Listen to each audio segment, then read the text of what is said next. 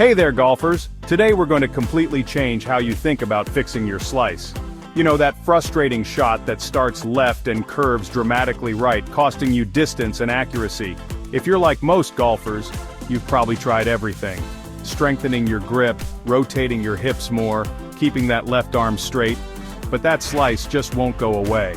Well, get ready, because we're about to challenge everything you think you know about fixing a slice.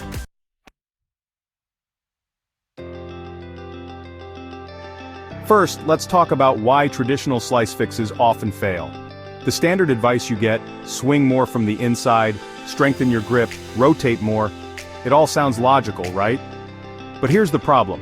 These fixes often make things worse because they're addressing symptoms, not the root cause. In fact, I'm going to share something controversial right off the bat. Many slicers are actually swinging too much from the inside already. Yes, you heard that right. When you're too focused on swinging from the inside, you often create a compensating move that throws the club over the top. It's like your body is fighting against itself. This is why strengthening your grip and trying to swing more from the inside often leads to even bigger slices.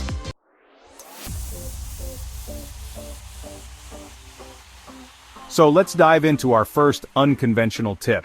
Instead of trying to swing more from the inside, try feeling like you're swinging more to the left through impact. I know this sounds completely backward. Everything you've ever heard about fixing a slice tells you to swing more to the right. But here's the thing. When you're too focused on swinging to the right, you often create the exact path that produces a slice. By feeling like you're swinging left, you might actually neutralize that over-the-top move that's causing your slice.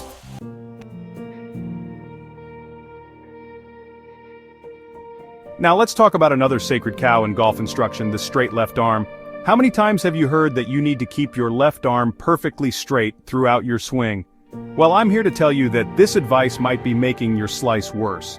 A slightly bent left arm can actually help you shallow the club naturally and improve your sequencing. Think about it. When you're obsessed with keeping that left arm straight, you create artificial tension in your swing. This tension makes it harder to rotate properly and often leads to that dreaded over-the-top move. Try this instead. Allow your left arm to have a slight natural bend. Not completely bent, mind you, but just enough to release some of that tension. You might be surprised to find that this actually helps you rotate more freely and square the club face more naturally.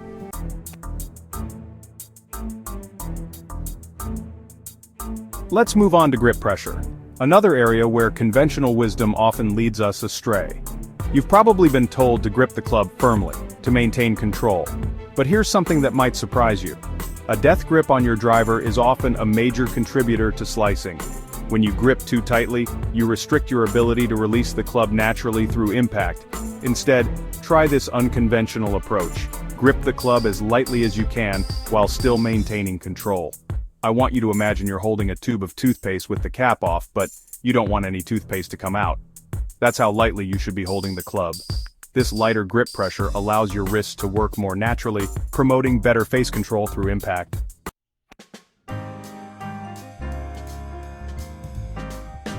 Now here's something really controversial. Let's talk about swing speed.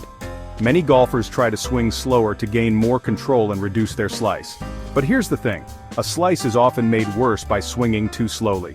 When you swing too slowly, the club doesn't have enough momentum to release properly, and you end up leaving the face open through impact. Instead of swinging slower, I want you to swing at about 80% of what you think is your maximum speed. This controlled power often leads to better sequencing and a more natural release. It's not about swinging out of your shoes, but rather finding that sweet spot where you have enough speed to let the club release naturally.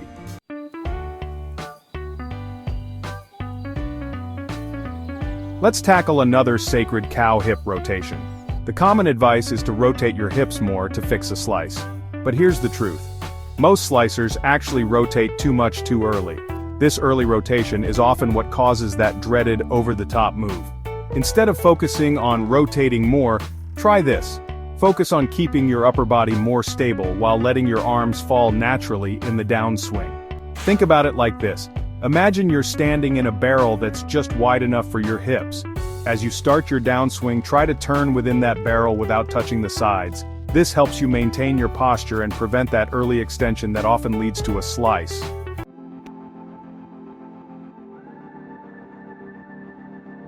Now for possibly the most controversial tip of all, one that might get me in trouble with traditional instructors. Try hitting some drives with an open stance. Yes, you heard that right. Open, not closed. While this seems counterintuitive, an open stance can actually help you shallow the club naturally and prevent the over-the-top move. Here's why this works. When you set up with an open stance, it often helps you feel the correct pressure shift and weight transfer. This leads to better path and face control. The key is understanding that it's not about the setup itself, but rather the dynamic motion it creates. Of course, you'll need to aim accordingly to account for the open stance.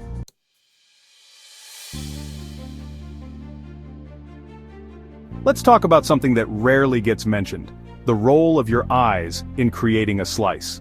Many golfers unknowingly create a slice because they're too focused on watching the ball from the inside. This often causes them to tilt their upper body toward the ball, promoting an out-to-in swing path. Instead, try this. Practice hitting some balls while focusing your eyes on the target side of the ball. This small change can help promote a more neutral swing path.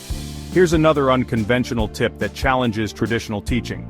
Instead of trying to keep your head still, allow it to move slightly toward the target in your downswing. This natural head movement can actually help you shallow the club and prevent that steep, over-the-top move that causes a slice. Think about it. When you're too focused on keeping your head still, you often create tension in your upper body. This tension restricts your ability to rotate properly and can lead to compensating moves that cause a slice. By allowing your head to move naturally with your swing, you promote better sequencing and a more neutral path.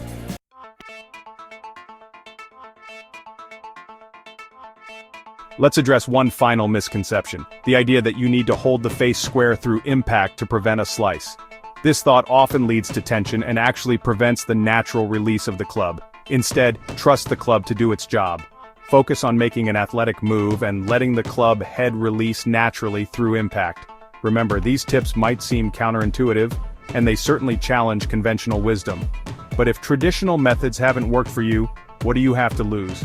Golf instruction isn't one size fits all. What works for the player next to you on the range might not work for you. Here's what I suggest. Take these unconventional tips to the range and experiment with them one at a time. Pay attention to your ball flight and make adjustments based on what you're seeing. Most importantly, trust your instincts. If something feels right and is producing better results, stick with it, even if it goes against traditional teaching. The key to improvement in golf isn't about blindly following conventional wisdom. It's about finding what works for your unique swing. These controversial tips have helped many of my students finally break free from their slice, even when traditional methods failed. So there you have it, a completely different approach to fixing your slice. If you've been struggling with a slice for years, give these unconventional methods a try. You might just find that the solution to your slice was hiding in plain sight, disguised as something your pro told you never to do. Thanks for watching, and don't forget to subscribe for more unconventional golf tips that actually work. Until next time, keep challenging the conventional wisdom, and most importantly, enjoy the journey of improving your game.